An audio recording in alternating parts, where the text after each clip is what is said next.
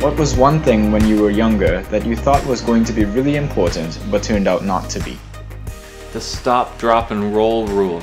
I mean, when you're a kid, you think that's going to play a huge role in your life. You realize it probably doesn't. What was one thing you didn't think was that important that turned out to be really important?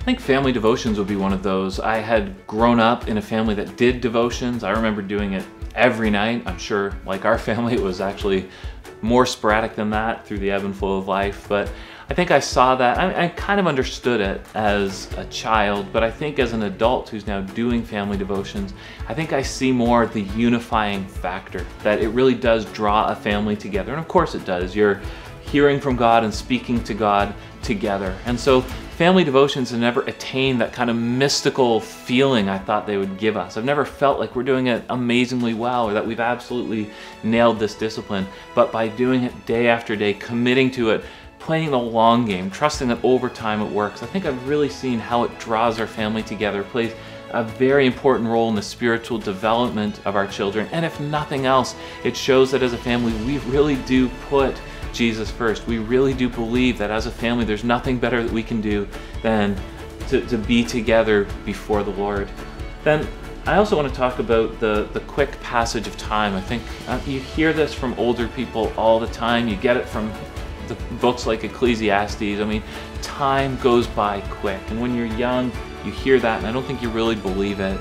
Now I look at an 18-year-old child and think, what happened to those years? Where did that time go? What have I done with that time? So then just looking back at those small investments of taking the kids out for breakfast every Saturday, taking one out, spending a few minutes, hey, come along with me as I do this chore, come along with me as I do this speaking trip, whatever.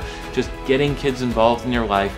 Very small things usually, but in the end, creating significant moments. So be aware of that very quick passage of time, how quickly it goes by, and how much joy and some regret comes with that.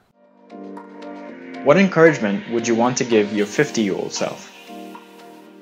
So I'm 41 now, so we're looking 9 or 10 years in the future. What would I say? What do I think I would be saying to myself then? I think so much will be stay the course, finish strong. Ever since I was a child, I've looked forward to growing older because I've wanted what age brings, largely the wisdom, the experience, the maturity that it brings, and I still feel that. I think turning 40, that transition from 39 to 40 was big in my life because I understood that no matter how we measure it, I'm no longer young. I'm now in that second half of people, that second group of people who are supposed to look toward the younger people, turn my attention there, which means I ought to be modeling godliness in a very significant way. There's no longer any excuse for immaturity. So 10 years hence, I think even more that will be the case. Model maturity, be godly, and then finish strong. Look more and more to the end of the race. Make sure I'm, in a sense, like a good runner, holding something back so that I can finish strong across the finish line. That's my hope, that's my desire, that's my goal, that's my constant prayer.